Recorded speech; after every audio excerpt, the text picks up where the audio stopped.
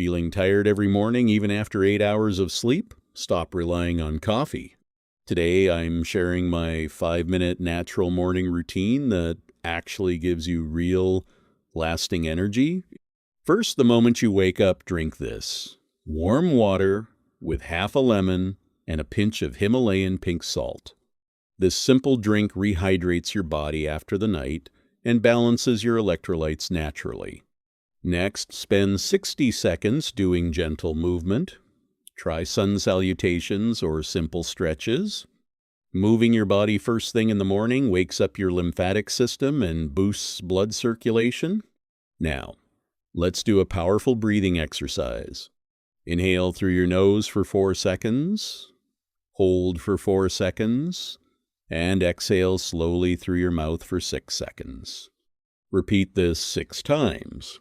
This technique calms your nervous system and gives you incredible mental clarity. Try this complete 5-minute routine for 7 days and notice how much more energized you feel.